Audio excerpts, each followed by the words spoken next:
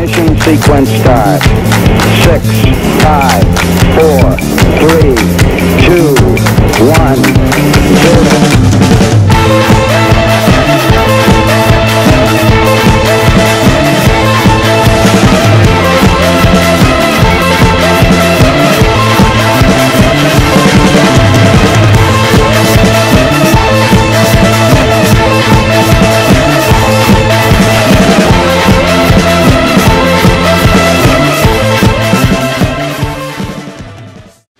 Bonjour et bienvenue pour notre troisième et dernière partie de ce grand chapitre 2 mécanique de vol.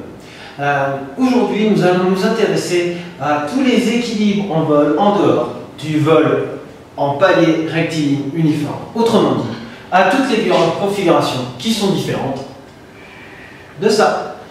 La première à laquelle on va s'intéresser, le vol en montée rectiligne uniforme. Alors, nous allons à chaque fois décomposer notre étude en s'intéressant à ce que nous pouvons imaginer des vitesses et à ce que ça veut dire des forces qui s'appliquent sur mon appareil. Je tiens tout de suite à vous préciser que dans le cours que je vous présente là, nous allons développer les différentes équations à partir de notre connaissance des forces. Nous allons développer des équations qui nous permettent de réduire le mouvement. Le développement de ces équations n'est absolument pas demandé pour le brevet d'initiation aéronautique. Pourtant, je vous les ai mis sur le cours de manière à ce que vous ayez trace de ça et que ceux d'entre vous qui sont déjà en première S ou en terminale S ou qui reprendront ce cours pour préparer leur brevet professionnel ou leur brevet de pilote, vous puissiez avoir les bases théoriques pour comprendre finement les mécanismes en jeu. Donc allons-y, lançons-nous. Qu'est-ce qui se passe quand mon appareil est en montée rectiligne uniforme? Rectiligne, montée en ligne droite, uniforme à vitesse constante. Qu'est-ce qui va se passer à ce moment-là? Alors à ce moment-là, j'ai une vitesse ici, vitesse vraie là, de l'avion, VV, vitesse vraie, qui est légèrement inclinée par rapport à l'horizontale. Cet angle d'inclinaison par rapport à l'horizontale, ici, nous est indiqué avec ce petit alpha qui est là. Excusez-moi, ce petit gamma. Qu'est-ce qu'on a? Eh bien, la vitesse de l'avion sur sa trajectoire, finalement, ça revient à une vitesse horizontale, qu'on appelle la vitesse propre. Donc, la vitesse avec laquelle l'avion se déplace sur une trajectoire horizontale par rapport à l'air. Mais il y a aussi une petite composante ici qui est une vitesse Vz. Pourquoi? Puisqu'il est en montée. Eh bien, on a une partie de la vitesse qui sert à monter, une partie qui sert à avancer. Eh bien, tout ça, ça va nous... alors, quelle relation entre les deux? Donc, Vz, la vitesse verticale, est égale à Vv, vitesse vraie, vitesse sur trajectoire, fois sinus gamma. Bon. Ici, une petite remarque qui est importante, intéressante, en tant que pilote, je vous l'ai déjà dit, en tant que pilote, nous allons faire en sorte de trouver des moyens de calcul faciles. Or, si je suis aux commandes de mon appareil et qu'il faut que je connaisse la valeur du sinus gamma, c'est pas évident. Du coup, on s'accorde une approximation. C'est une justification mathématique, c'est ce qu'on appelle les développements limités, et du coup, ce n'est pas n'importe quoi, c'est une justification. Mais on peut considérer que pour des petits angles, donc la pente étant faible, des petits angles, on peut considérer que cosinus gamma égale 1, à peu près, et sinus gamma, c'est la même chose que tangente gamma, c'est-à-dire, c'est à peu près gamma. Autrement dit, si j'ai un angle de pi sur 60, en radian, attention, tous ceux qui n'ont pas encore vu ça, les angles en radian, pas de panique, vous le verrez plus tard. Oubliez ce que je suis en train de dire sinon. Donc je prends l'angle en radian, donc pi sur 60 angle radian, et bien je prends cette valeur-là, et à ce moment-là, j'ai que Vz, la vitesse verticale, c'est égal à la vitesse vraie fois la valeur de l'angle en radian. C'est à peu près juste, l'erreur est tellement faible qu'on peut considérer ça comme un calcul valable. Je passe. En tout cas, si j'ai bien ça en tête, qu'il y a une partie de ma vitesse qui sert à me faire gagner de l'altitude, en plus d'une partie de la vitesse qui me fait avancer, alors je peux essayer de comprendre ce qui va se passer pour les forces. En effet, quand mon appareil est en montée rectiligne uniforme, il y a une chose qui change par rapport à ce que nous avons vu au vol en palier. En effet, la force portance Fz est toujours perpendiculaire à l'axe de l'avion. Or, si Fz reste perpendiculaire, il n'en est pas de même pour le poids. Le poids est toujours vertical. Du coup, eh bien, on va avoir une distinction qui va s'opérer entre les deux. Et attention, c'est là que ça justifie tout. En effet, la portance n'a plus besoin de compenser tout le poids, mais ne va compenser que le poids fois cos gamma.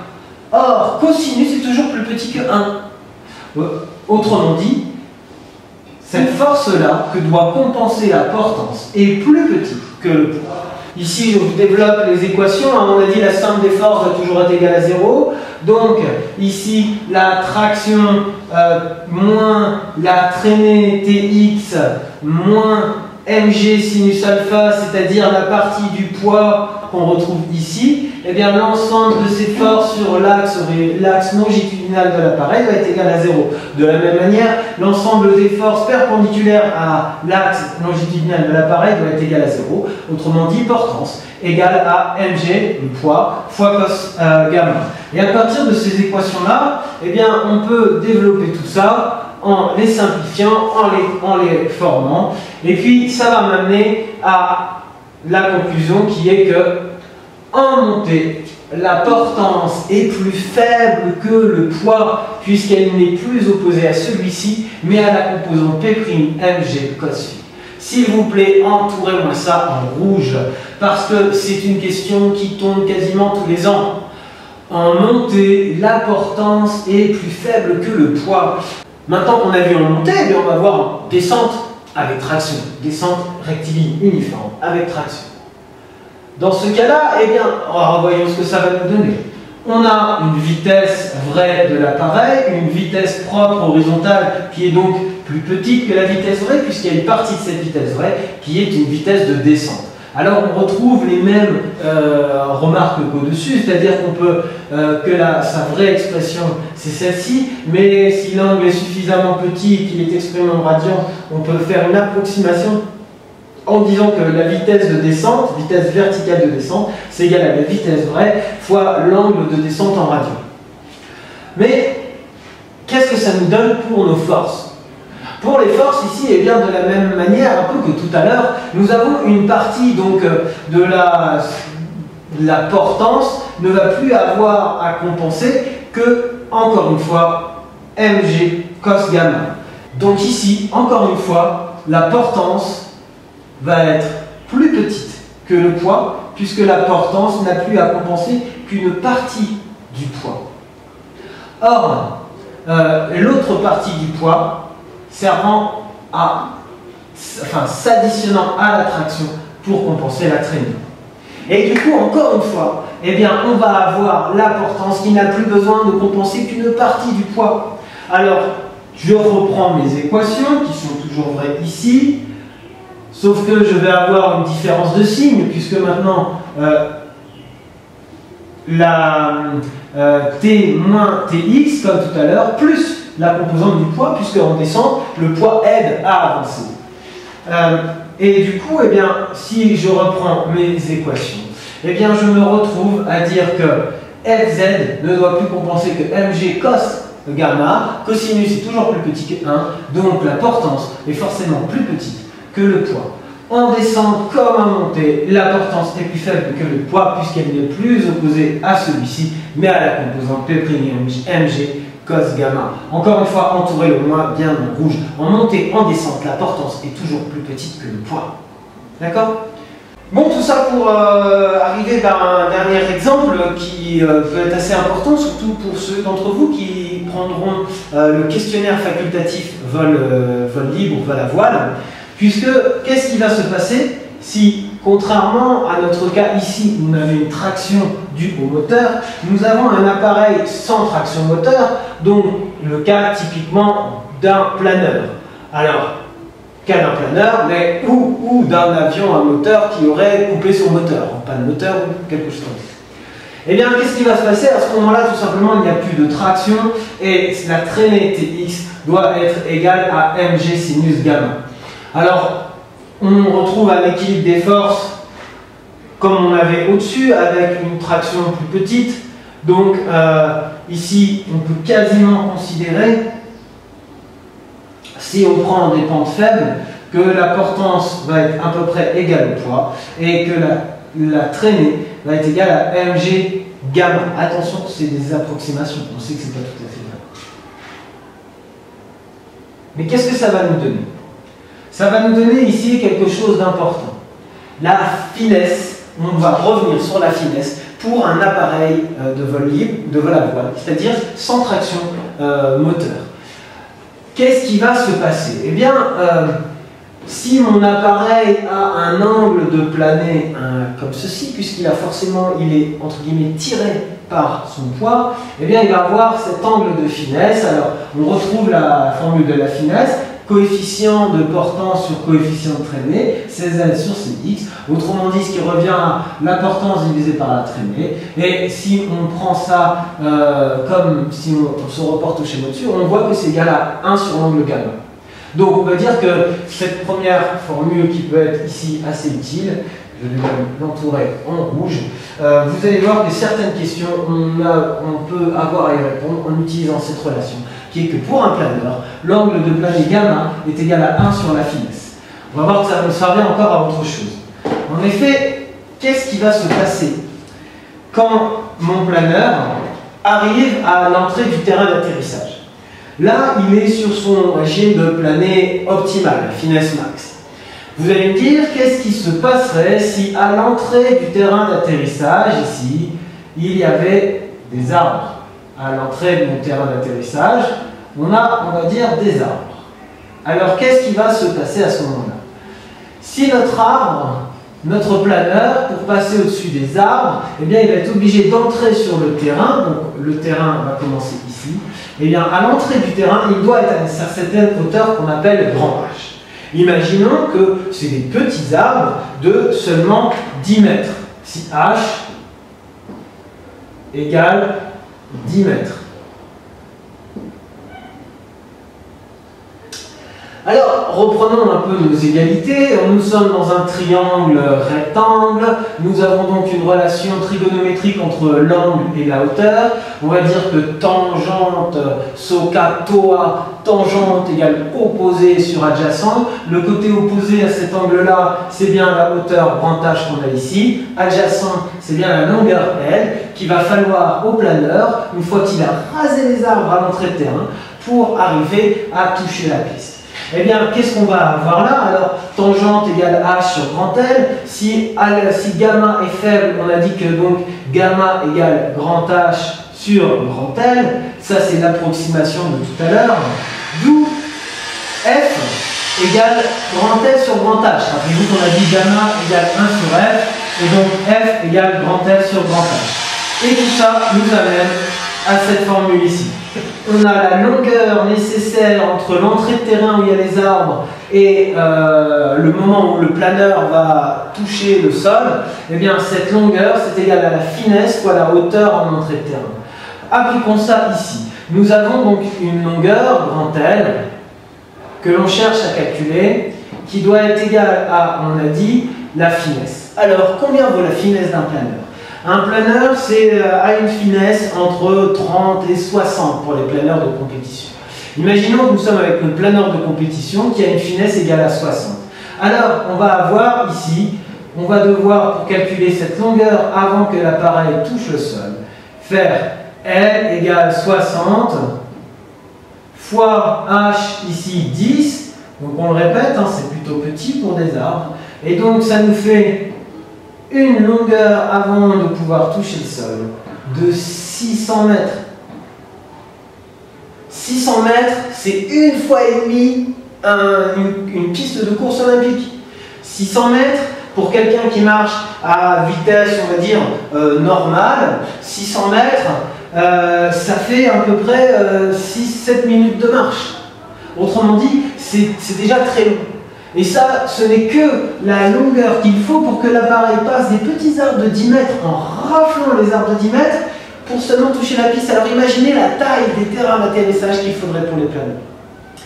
Si je vous raconte tout ça, c'est pour vous faire comprendre que sur des appareils à très grande finesse, eh bien, il va falloir qu'on utilise des auxiliaires aérodynamiques comme on en avait vu à la fin du chapitre 1, c'est-à-dire des aérofreins qui vont être capables de casser la finesse pour détruire la finesse de l'avion, de manière à ce qu'il soit capable de toucher le sol bien avant cette fameuse longueur de 600 mètres. Alors, certains pourraient me dire « Ah oui, mais au lieu d'utiliser des aérofreins, dès qu'il a passé les arbres, il pourrait piquer. » Quel est le problème? Pourquoi le planeur ne va surtout pas piquer pour perdre de la hauteur? Quelqu'un a une idée? Oui, effectivement, pourquoi il ne peut pas piquer? Parce que s'il pique, d'accord, il va perdre de la hauteur, mais il va gagner en vitesse. Or, pour des raisons de sécurité, d'abord, et puis parce qu'il nous faut plus de longueur de piste pour ralentir si on allait plus vite, mais avant tout pour des raisons de sécurité. Il est hors de question, à peine 10 mètres du sol, de se mettre à faire un piqué. Parce que ça nous ferait prendre de la vitesse, parce que surtout on s'expose à l'erreur qui consisterait à retirer le manche beaucoup trop tard, et au lieu d'arriver à se poser doucement, eh bien on ferait bon. Donc quoi qu'il arrive, on ne pique jamais en entrée de terrain d'atterrissage. Tout ça pour finir par vous expliquer pourquoi c'est très important sur des planeurs d'avoir des aérofreins, puisque nous avons besoin sur un planeur de casser la finesse, donc de casser la portance de l'appareil à l'entrée du terrain. Si vous regardez des vidéos de planeurs, si vous avez des vidéos embarquées où on voit l'atterrissage, regardez bien, vous verrez le pilote soulever une poignée qui est souvent à la gauche, et si on voyait les ailes, vous verrez les aérofreins sortir des ailes et donc casser la portance de l'appareil. Enfin, dernière situation, la situation dans laquelle on va avoir notre appareil en virage. Alors, si notre appareil est en virage, on va le voir donc s'incliner pour, comme on l'a vu tout à l'heure, prendre du roulis et du lacet. Donc, pour se mettre en virage, eh bien, l'appareil va s'incliner par rapport à l'horizontale. Or, quand il y a un virage, par exemple, je tourne vers la droite, vous sentez bien en voiture que vous vous sentez poussé vers l'extérieur du virage. Si vous sentez poussé vers l'extérieur du virage, c'est parce que quand nous faisons un virage, quand nous prenons une courbe, quand nous changeons de direction, eh bien, il y a une force qui me pousse vers l'extérieur, qui me pousse à fuir le centre du virage. Fuir le centre, c'est la force qu'on va appeler centrifuge. Pour compenser cette force, il va falloir que l'appareil exerce une accélération centripète. Et cette accélération centripète va me permettre de pousser vers l'intérieur du virage, va permettre à l'appareil de ne pas glisser comme ça, mais de partir, d'effectuer son virage comme il le désire. Alors, vous avez ici l'expression de la force centripète. Alors, on voit que plus le rayon R ici, plus le rayon est petit, plus le virage est sec, et plus le rayon est petit, plus l'ensemble de cette force centripète va augmenter. Si vous faites un rayon 2 fois plus petit, la force centripète devra être 2 fois plus grande. De la même manière, si vous augmentez la vitesse, vous voyez ici la vitesse est au carré, si la vitesse est multipliée par 2, la force centripète nécessaire sera donc multipliée par 4. En dessous, donc, on a un développement, on va réutiliser ces formules avec cette force centripète. Donc ici, on le revoit, on va avoir l'ensemble des forces, donc chacune de ces forces, l'ensemble doit être égal à 0. Autrement dit, la portance plus le poids doit être égal à la force centripète. Nous pouvons développer tout ça et ça va nous donner plusieurs indications. Ici, ça va nous permettre d'exprimer donc déjà l'angle d'inclinaison en fonction du rayon. Et ici, ça va nous permettre d'exprimer l'inclinaison en fonction de la vitesse. Toutes ces démonstrations-là, vous pouvez les regarder, c'est intéressant, c'est bien pour vous former à la manipulation des équations de force pour avoir les trajectoires. Mais ce qui m'intéresse, moi, pour cette année, pour le BIA, c'est deux choses. D'abord, le fait de se rappeler que ce que nous appelons le virage à taux standard, c'est un virage qui va faire toujours 180 degrés en une minute. Autrement dit, pour l'exprimer d'une manière mathématique, scientifique, 180 degrés c'est pi radian, un angle pi radian, divisé par 60 secondes, donc pi sur 60 radians par seconde. Ça, c'est la vitesse, le virage, la vitesse de rotation du virage standard. Une première chose. Mais surtout, ce qui va surtout m'intéresser, c'est de bien comprendre comment, ce qu'on va appeler le facteur de charge. Et là, je vous demande s'il vous plaît de sortir vos feutres rouges.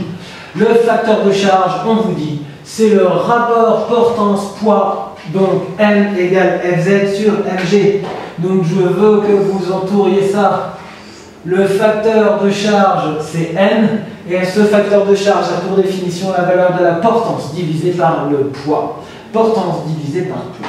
Alors qu'est-ce que ça me donne? Eh bien, ça me donne déjà que en vol, en palier rectiligne, donc si je suis en palier rectiligne, alors à ce moment-là, on avait vu que le poids est exactement compensé par la portance. Autrement dit, poids égale portance, portance égale poids. Si je fais portance divisée par poids, facteur de charge, portance divisée par poids, comme c'est tous les deux les mêmes, eh bien je trouve un facteur de charge de 1.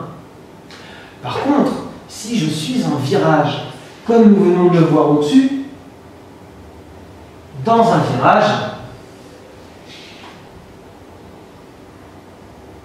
nous allons être obligés d'avoir une portance plus grande que le poids, puisqu'il faut que la portance crée une partie d'accélération centripète. Alors cette accélération centripète, on l'avait vu, elle est fonction de la vitesse et du rayon de virage. Donc plus je veux tourner vite et rapidement, et plus je vais devoir avoir une force centripète qui est très grande. Or cette force centripète, cette composante centripète, elle dépend de la portance. Ça va faire quoi? Ça va faire que en virage, eh bien, je vais avoir une portance qui va, du coup, on va avoir cette relation, portance fois cos phi égale mg. Donc, la portance divisée par le poids égale 1 sur cos phi. Et voici une autre formule que je vous demande d'encadrer. Qu'est-ce que ça signifie? Ça signifie quand je dis facteur de charge égale 1 sur cos phi. Ça veut dire que, par exemple, eh bien, les questions, la plupart du temps, dans le BA, on vous dit, imaginons un virage avec une inclinaison de 60 degrés. Ça nous fait donc phi égale 60 degrés d'inclinaison. 60 degrés d'inclinaison, hein, ça va nous faire un virage quand même déjà assez sévère qui va ressembler un petit peu à ça. 60 degrés d'inclinaison pour un avion, c'est un virage qui est fort mais que tous les avions doivent pouvoir faire.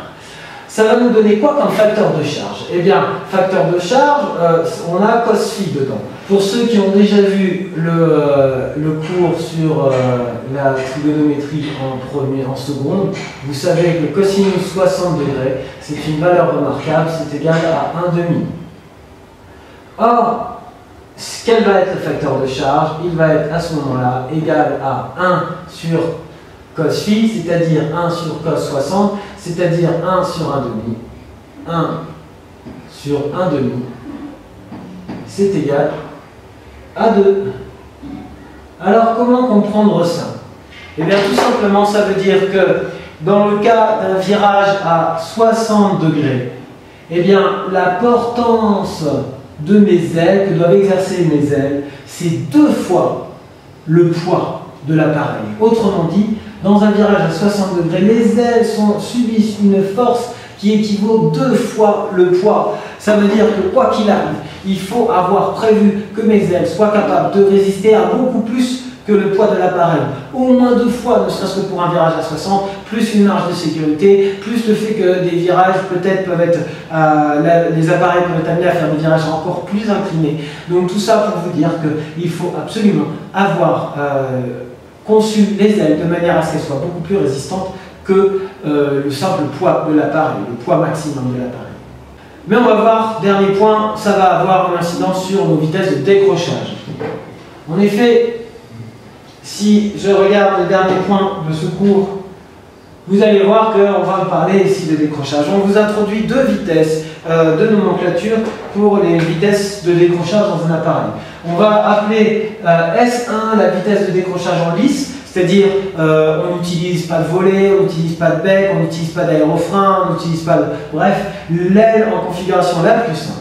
Et puis ça va être VS1 et on va appeler VS0 la vitesse en configuration d'atterrissage. Vous savez qu'à l'atterrissage, à l'atterrissage principalement, on veut la vitesse la plus faible possible. Pour tout ça, parce que si je me pose le plus doucement possible, ça veut dire que je vais pouvoir freiner le plus rapidement possible, arrêter l'appareil le plus rapidement possible, donc c'est un gage de sécurité. Donc afin de pouvoir voler plus doucement, eh bien, on va sortir les volets en position d'atterrissage. Donc volet-sortie en position d'atterrissage, ça nous donne une deuxième vitesse qu'on appelle la vitesse de décrochage en configuration atterrissage. Si on reprend les équations au-dessus, eh bien, on va pouvoir redonner l'expression de la vitesse de décrochage en fonction d'Fz. Donc là, ici, c'est la portance qu'on doit avoir là. Et celle-ci doit être normalement égale à la masse pour que l'avion continue au poids pour que cet avion continue à voler. Or, si on introduit là-dedans le facteur de charge, d'après l'expression que j'ai là, ou excusez-moi plutôt que j'ai là, la portance va être égale à quoi? Elle va être égale à N fois mg. Le mg passe de l'autre côté, ça va devenir une multiplication. Donc, si on prend ça en compte et qu'on le réintroduit dans ma formule, ça veut dire que ma vitesse de décrochage, c'est égal à le n ici apparaît sous la racine. Autrement dit, je peux utiliser cette formule. La vitesse de décrochage, quand j'ai un facteur de charge qui n'est pas égal à 1, c'est la vitesse de décrochage normale fois racine du facteur de charge. Alors, la question qui va souvent être posée au BIA, c'est votre appareil a une vitesse de décrochage VS égale à 100 nœuds.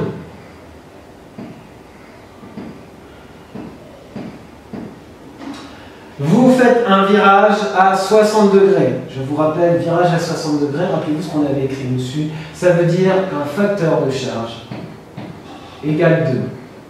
À ce moment-là, quelle est la vitesse de décrochage pendant votre virage à 60 degrés d'inclinaison?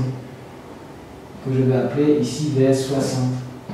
Eh bien, cette vitesse-là, ça va être la vitesse normale en vol rectiligne,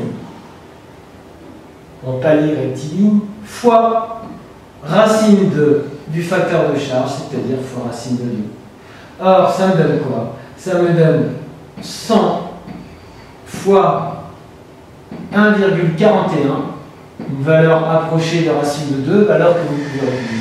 Autrement dit, ma vitesse de décrochage, si je suis avec un virage, si je fais un virage à 60 degrés d'inclinaison, ma vitesse de décrochage devient 141 nœuds.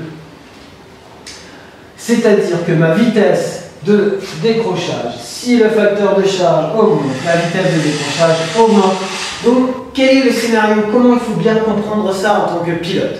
Si, quand je suis en virage, ma vitesse de décrochage augmente, ça veut dire que il faut surtout jamais faire de virage quand on est proche de la vitesse de décrochage. Jamais, jamais, jamais. Dans quelles conditions on est proche de la vitesse de décrochage? Eh bien, la situation classique, c'est qu'on va pour se poser. En effet, on l'a dit, je veux me poser à la vitesse la plus basse. Donc je vais chercher, quand je suis en approche sur l'aéroport, sur la piste, vers la piste, eh bien, je vais chercher à diminuer ma vitesse au maximum. Je vais donc me rapprocher de la vitesse de décrochage. Mettons que ma vitesse de décrochage, c'est 100 nœuds. Je m'approche de la piste avec un petit peu de marge de sécurité. Disons que je vole à 120 nœuds. Je m'approche à 120 nœuds. Je me prépare à me poser à 120 nœuds. Et là, une voiture traverse la piste. Il ne faut surtout pas se mettre en virage pour repartir. Surtout, surtout pas. Pourquoi? Parce que, imaginons, dans ce cas, je me mette en virage. Ma vitesse de décrochage n'est plus 100, mais 140 nœuds. Et moi, je suis en train de voler à 120. Qu'est-ce qui va se passer? Je me mets en virage et mon facteur de charge augmente. Et là, d'un seul coup, je décroche. L'aile intérieure décroche en premier. Je pars en vrille. J'étais près du sol. C'est la catastrophe, le crash. Et c'est une catastrophe qui a déjà eu lieu plusieurs fois, qui a coûté beaucoup de vies. Il ne faut en aucun cas faire de virage quand on est en phase d'approche pour se poser. Et ça, c'est vrai, quel que soit le moyen que vous utilisez pour voler. On verra qu'en parapente aussi, c'est la plupart des accidents qui ont lieu à l'atterrissage. C'est parce que pour une raison ou pour une autre, le pilote a cherché à faire un virage près du sol. On ne fait jamais de virage près du sol. En aviation, si au moment où vous allez vous poser, une voiture ou un obstacle apparaît sur la piste, la seule chose que je peux faire, c'est arrêter